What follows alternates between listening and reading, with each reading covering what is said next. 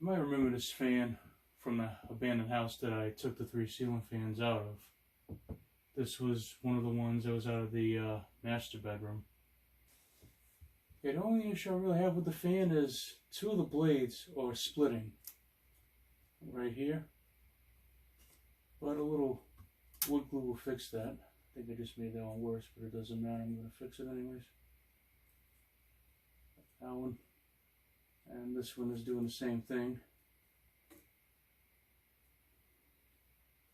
This one's fine. And this one's fine. I'll go ahead and run it now.